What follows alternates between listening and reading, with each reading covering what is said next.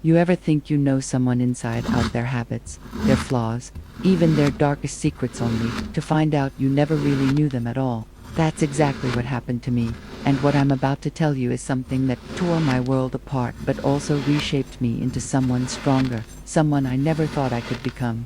My name doesn't matter right now, but what does matter is the night my husband did something so unforgivable, so cruel, that it changed everything between us. It wasn't just a betrayal of me, but of my family, my blood, and my trust. I married him, thinking he was a protector, a man who would shield me and the people I loved from harm. But instead, he became the very danger I never expected. You see, my younger sister, my sweet, innocent sister who was 7 months pregnant, had come to stay with us for a few weeks. She had left her own troubled relationship behind, and I had promised her my home would be a safe place. I meant every word when I swore she would never have to worry as long as she was under my roof. I didn't realize, though, that the monster she had been running from wasn't the only one she needed protection from. My husband had always been complicated. At first he was charming, the kind of man who knew how to win a crowd, how to smile at my parents, how to open doors for strangers. But behind closed doors, there were cracks in that facade. He had a temper, nothing physical toward me, but words that could sting like acid, moods that could turn a room cold. I thought I could manage it, thought it was something I could help him through. I never imagined he'd ever turn that darkness on someone vulnerable, someone carrying a life inside her. That night started like any other. We had dinner together, and my sister sat quietly, pushing her food around her plate. I noticed she was tired, maybe even a little anxious, but I brushed it off as pregnancy stress. My husband, on the other hand, seemed unusually irritable. The smallest thing set him off, the way the TV remote wasn't where he wanted it, the fact that the chicken wasn't seasoned enough. His jaw tightened, his eyes darted between me and my sister as if we were conspiring against him. And then, out of nowhere, it happened. Words turned into shouting, shouting turned into him standing over her, and before I could even process what I was seeing, his hand shot out and struck her hard right across her stomach. The sound of her gasp, the way her face went pale, the way she immediately clutched her belly, it's something that still haunts me. For a split second, the world stopped. My ears rang, my vision blurred, and I couldn't believe what had just unfolded right in front of me. My sister stumbled back, her hands trembling, and I rushed to her side as my body shook with fear and rage. I screamed at him, demanding to know how he could do such a thing, but his face showed no regret, no horror, just this cold, twisted anger, as if somehow she deserved it. That was the moment something inside me broke. Whatever love I had left for him turned to ash, and in its place was something fierce, something unyielding. I knew then and there he had crossed a line that could never be forgiven. But what he didn't know, what he could never have anticipated, was that I was already thinking about how I'd make him pay. When I tell you that my heart was pounding so violently I could feel it echoing in my throat, I mean it in the truest sense. I was torn between collapsing from the horror of what I'd just witnessed and finding the strength to shield my sister from the man who had just revealed his ugliest side.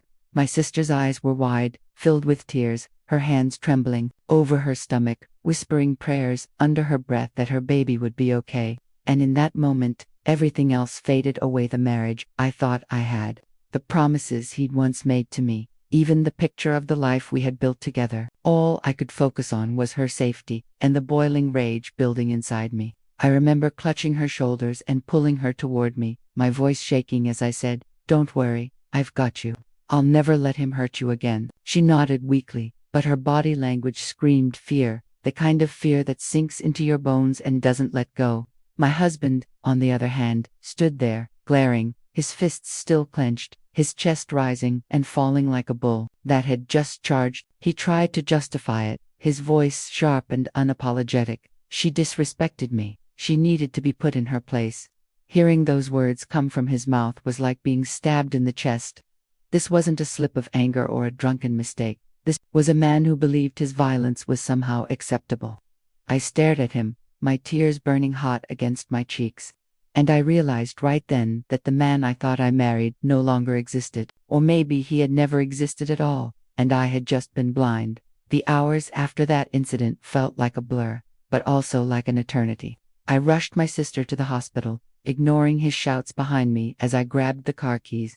He didn't follow us, Thank God for that. But his absence didn't ease the storm raging in my chest. Sitting in that hospital waiting room, I held her hand, both of us silent, waiting for news of the baby. Every second was torture. Every time a nurse walked by without stopping, my stomach twisted tighter. I could see in her eyes that she blamed herself somehow, that she was wondering if she had provoked him, if she should have kept quiet, if she had made a mistake by staying with us. And it killed me, because none of this was her fault. None of this was even remotely justified. If anything, it was my fault for ever trusting him, for bringing her into what should have been a safe haven, but had turned into a nightmare. When the doctor finally came out and told us the baby's heartbeat was strong, and that both mother and child were stable, I felt a wave of relief so powerful I nearly collapsed. But that relief was short-lived, because reality sank in. My sister was safe for now, but what about later? What about when we went back home? Could I really let her step foot into that house again with him still inside it? The answer, I knew, was no. That night, after bringing her back to the hospital room and watching her finally drift off to sleep, I sat in the chair by the window, staring out into the city lights, and I made myself a promise. My husband thought he was untouchable, that his rage and cruelty were things we had to endure, that we would continue to shrink in fear every time he snapped. But he had underestimated me. He had underestimated the fire that was now burning in my chest. He thought hitting my pregnant sister was something he could walk away from. What he didn't realize was that he had just lit a fuse inside me, one that would end with him losing everything he thought he controlled. I began to plan, slowly, carefully, deliberately, not just for revenge, but for justice, for protection, for reclaiming the strength he had tried to strip from both me and my sister. I thought about every word he had ever used to tear me down, every time he had made me feel small, every time I had let it slide because he's just stressed, or he doesn't mean it. No more excuses, no more silence. This was the moment where I decided he would never see me as weak again. He would never see me as the woman who would quietly take his abuse. And when the time came, he would never see my revenge coming. The next morning, the weight of everything that had happened pressed down on me like a suffocating blanket. My sister was still in the hospital, resting, but her eyes told the whole story when she looked at me. Fear, exhaustion, and a silent plea for me to keep my word. I stroked her hand and reassured her that I wasn't going to let him near her again. Inside, however, my mind was racing, piecing together what had to be done. I had always been the peacemaker, the one who avoided confrontation. But now I was staring at the face of my husband in my mind's eye, and all I saw was a threat. I couldn't go home to him pretending everything was normal. I couldn't let him think that hitting a pregnant woman, my sister, was something he could brush aside. He needed to feel fear, the same fear he had inflicted. But more importantly, he needed to face consequences. And I wasn't going to wait around hoping karma would get him. I was going to make sure it did. Driving home that evening was one of the hardest things I'd ever done. The house looked the same from the outside, calm, quiet, the curtains drawn, as if nothing had happened. But stepping inside, I felt the tension in the air, like invisible smoke choking me. He was sitting in the living room, the TV on, a beer bottle in his hand. When he saw me, his eyes narrowed, as if he expected me to come crawling back, apologizing for overreacting. Instead, I walked past him without a word, my jaw tight, my hands shaking from both fear and determination. He scoffed, muttered something under his breath about me being dramatic, and turned back to the screen. That moment sealed it for me. He felt no guilt, no shame. To him, what he had done wasn't monstrous, it was justified. And that was the most chilling part of it all. That night, while he slept, I quietly moved through the house like a shadow, gathering evidence. I took pictures of the dent in the wall where he had slammed his fist the week before during another one of his rages. I recorded his drunken ramblings on my phone, catching snippets where he admitted he had to put her in her place. I even gathered bank statements and documents I knew would expose the shady dealings he thought I didn't know about, money hidden away, debts piled high, transactions that painted a picture of a man far more corrupt than I had ever realized. Every click of the camera, every whispered recording, felt like a small piece of justice being stitched together. He thought I was powerless, but I was building a case, brick by brick, against him. The next step was harder, though. I had to decide how far I was willing to go. Part of me wanted to destroy him publicly, to make sure the whole world saw the monster he was. Another part of me wanted something quieter but far more devastating, something that would leave him isolated, broke, and stripped of the control he so desperately clung to. I didn't want to simply walk away. I wanted him to know it was me, that I had orchestrated every downfall, that the woman he thought was weak had outsmarted him in every way. And so, I began to weave my plan carefully, like a spider spinning its web. During the days, I kept up appearances. I smiled faintly when neighbors saw me, nodded when coworkers asked if everything was okay. At home, I played the silent wife, letting him believe I was retreating into submission. But every night, once he was asleep, I was plotting. I set up meetings with a lawyer under the guise of running errands, learning exactly what my rights were, how I could protect my sister legally, how I could ensure that when the time came, he would have nothing left. I opened a separate bank account, funneled small amounts of money into it from the joint account. Amounts so subtle he wouldn't notice at first. I confided in no one, not even my parents, because I knew the power of secrecy. The more silent I stayed, the sharper my strike would be when I finally unleashed it. There were moments of doubt, of course. Nights where I lay awake wondering if I was becoming too much like him, if revenge was poisoning me. But every time I remembered the sound of my sister's gasp, the way she had crumpled to the floor clutching her belly, every time I replayed his words about putting her in her place, that doubt turned to steel. This wasn't about pettiness or anger anymore. This was about righting a wrong that had gone too far. This was about making sure he never had the chance to hurt anyone else again. And most of all, this was about taking back my power, the power he thought I'd never have. He was going to learn the hard way that the woman he underestimated was the very one who would bring him down. The first visible crack in his world began almost too easily, and that in itself gave me a kind of grim satisfaction.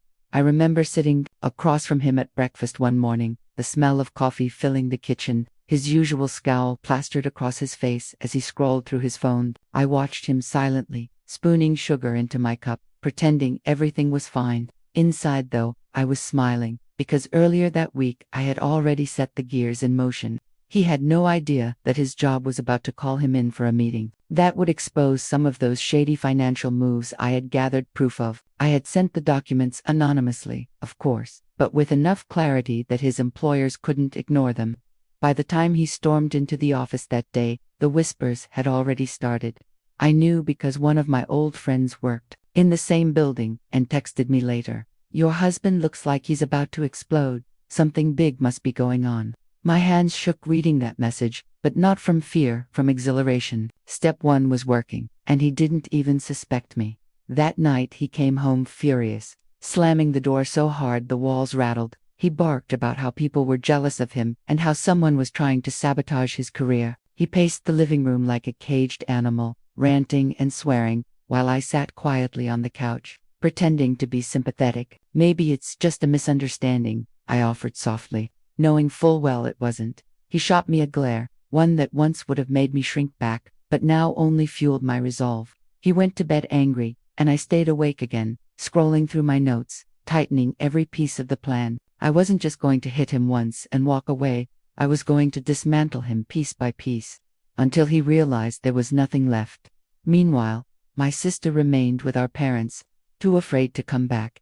And honestly, I was glad. Every time I visited her, I told her only that she was safe and that I was taking care of things. I didn't tell her the details because I wanted her to rest, to focus on her pregnancy, not on the storm brewing in my house. She would look at me with tears in her eyes, squeezing my hand, whispering, "Please, don't let him hurt anyone else." And I would smile faintly, because she had no idea that by the time I was done, he wouldn't be able to hurt a fly, let alone a person.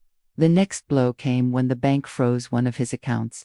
I had anonymously tipped them off about suspicious activity, complete with copies of statements he thought I'd never seen. He screamed at customer service over the phone for hours, his face red, veins bulging at his neck. "This is illegal. This is harassment," he shouted. But deep down I knew he was panicking, because those accounts weren't just holding regular money. They were tied to some debts and underhanded deals he didn't want anyone to know about. Watching him unravel was like watching a mask slip from someone's face. For years, he had strutted around like a man in control, but now I saw the fear creeping into his eyes, the way his hands shook when he thought I wasn't looking, and I loved it.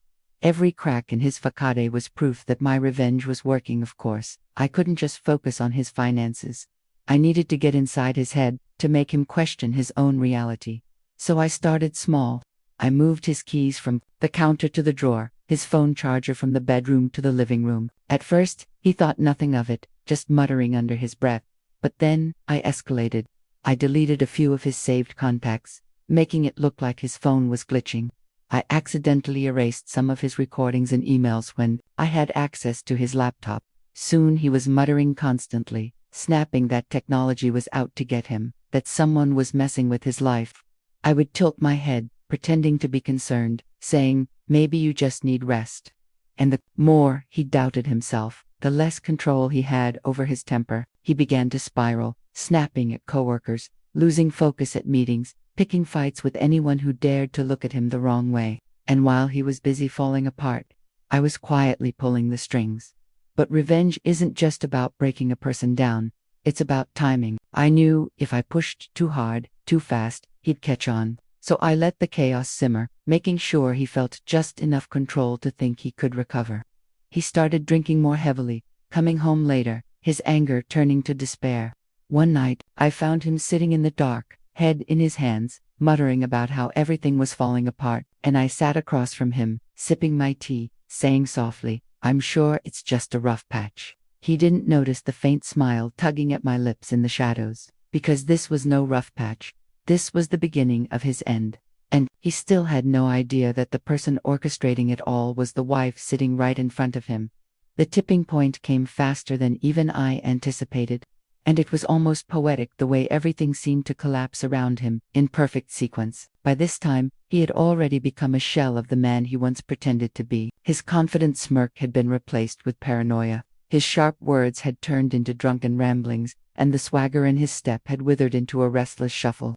I watched him unravel day after day, quietly feeding the fire, making sure every rope that held his life together slowly frayed until it was ready to snap. But what he didn't know was that I had saved the most devastating blows for last. I wanted him to lose not just his money or his job, but his reputation, his pride, the very identity he clung to. And when it finally hit, it hit hard. It began with the letter.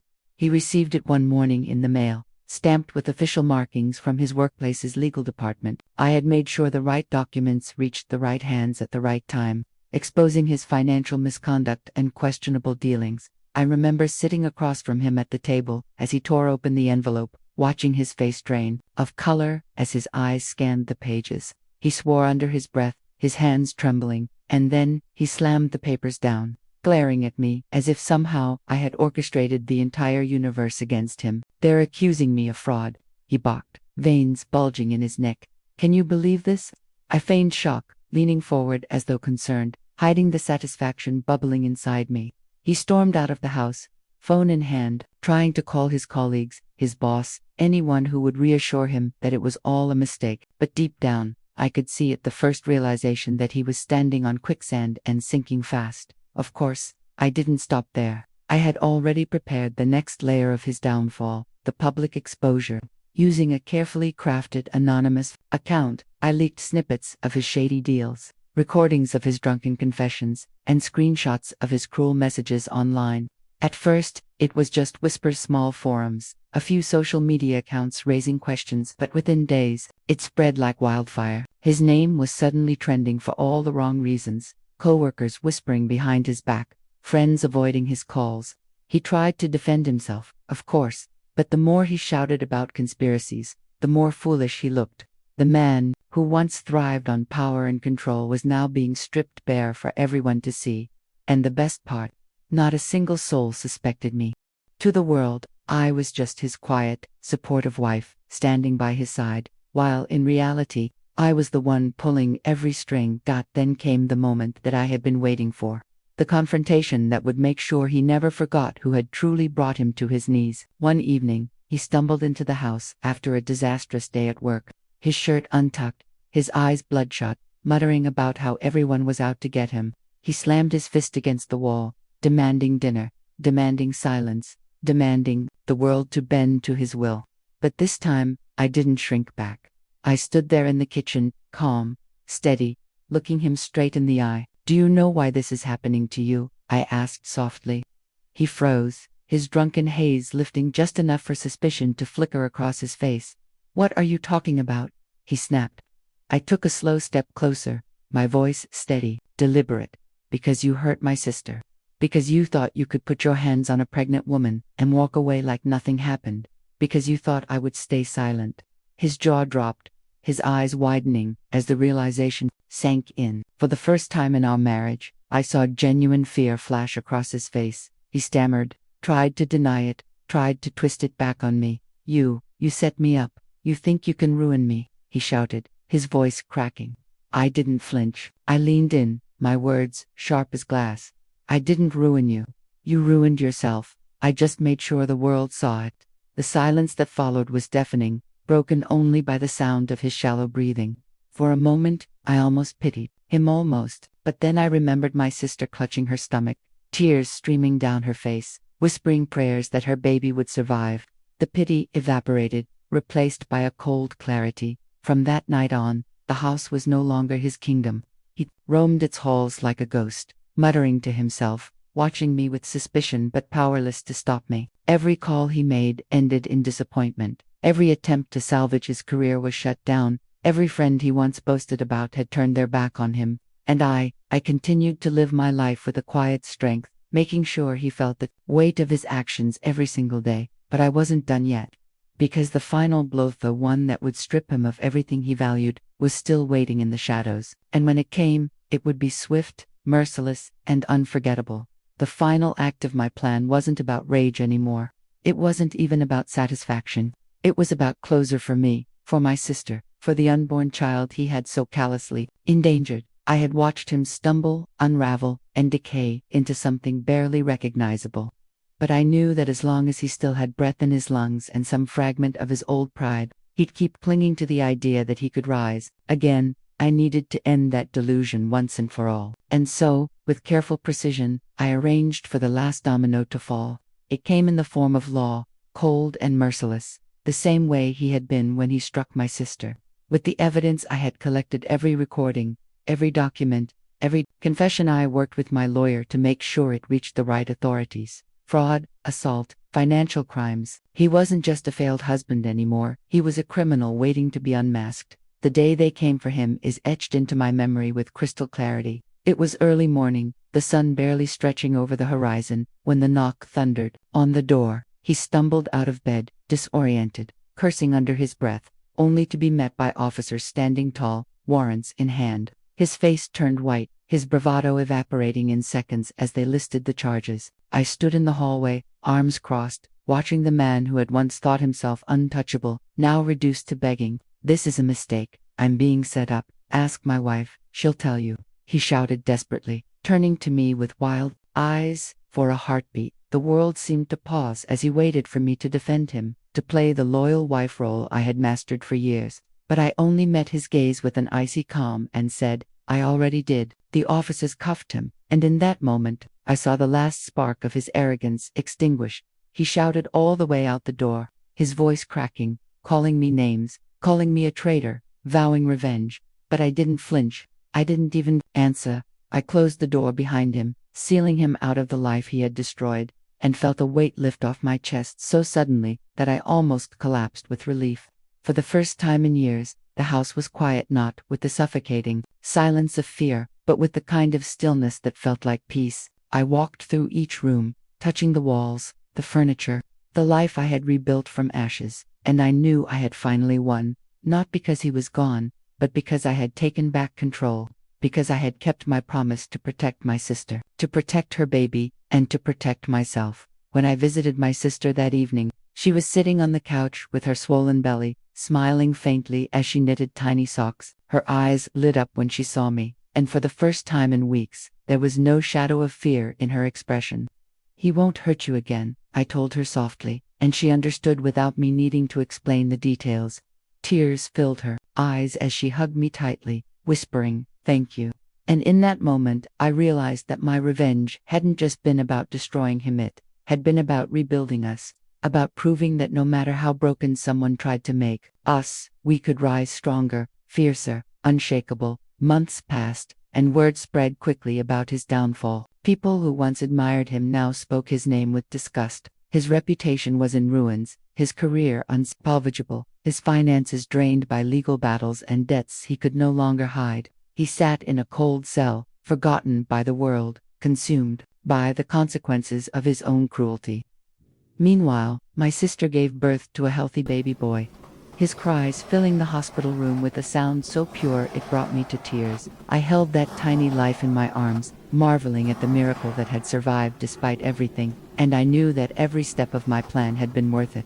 He had tried to destroy, but instead, he had only strengthened us. Sometimes, late at night, I still hear echoes of his voice, the venom of his anger, the weight of his presence. But then I remind myself of the look on his face when the handcuffs clicked shut, the desperation in his eyes when he realized I was the one who had orchestrated it all. That memory is enough to silence the ghosts, because while he sits in the darkness of his own making, I live in the light of freedom.